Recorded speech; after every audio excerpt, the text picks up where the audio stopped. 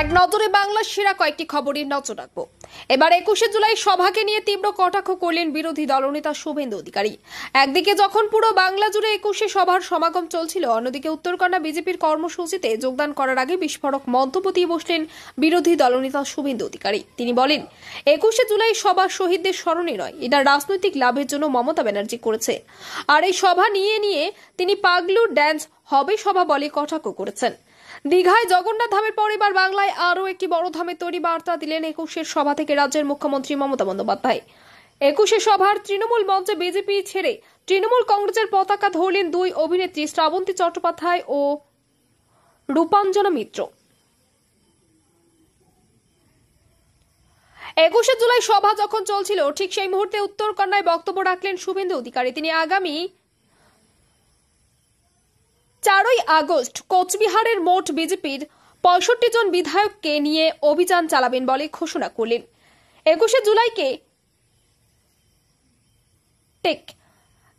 জুলাই সভাকে নিয়ে তীব্র কটাক্ষ করেছেন সিপিআইএম নেতা সলিম। তিনি বলেছেন, 21শে সভা তৃণমূল কংগ্রেসের বনভোজন সভা।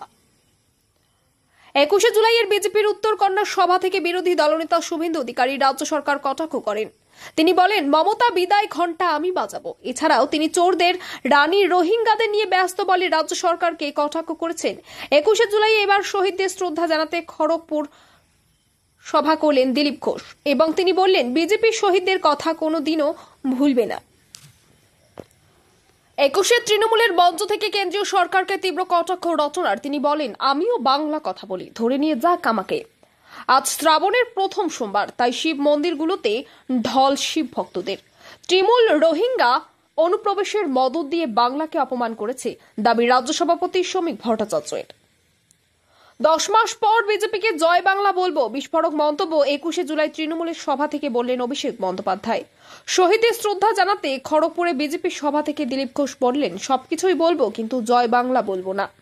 এছাড়াও আজ 21শে জুলাই সভা মঞ্চ থেকে রাজ্যের বিভিন্ন প্রান্ত থেকে হুজুমে তৃণমূল নেতাকর্মীরা 21শে সমাবেশে যোগদান করেছিলেন, যা অন্যান্য বারের তুলনায় এইবার সব থেকে বেশি বলে জানিয়েছেন তৃণমূলের নেতাকর্মী সহ বিরোধী তারা। এবার 21শে জুলাই সভাকে নিয়ে তীব্র কটাক্ষ করলেন বিরোধী দলনেতা শুভেন্দু অধিকারী।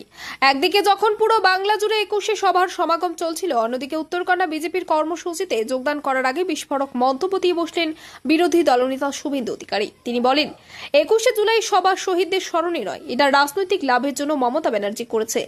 আর এই সভা নিয়ে তিনি পাগলু ড্যান্স হবে সভা বলে কটাক্ষ করেছেন।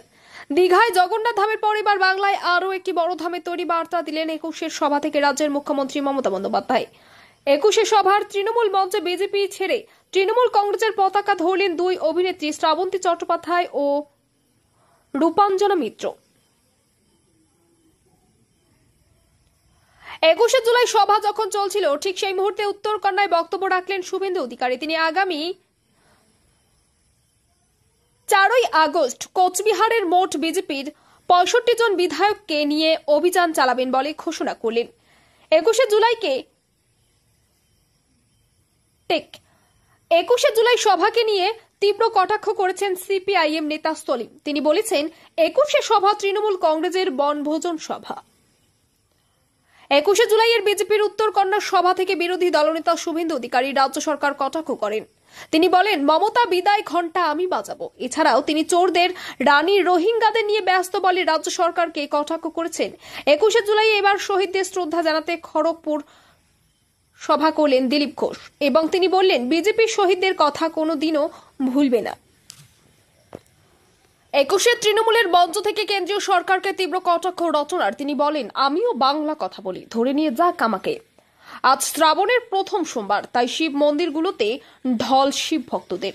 তৃণমূল রোহিঙ্গা অনুপ্রবেশের মদত দিয়ে বাংলাকে অপমান করেছে দাবি রাজ্য সভাপতি শ্রমিক ভট্টাচার্যের। 10 মাস পর বিজেপিকে জয় বাংলা বলবো, বিস্ফোরক মন্তব্য 21শে জুলাই তৃণমূলের সভা থেকে বললেন অভিষেক বন্দ্যোপাধ্যায়।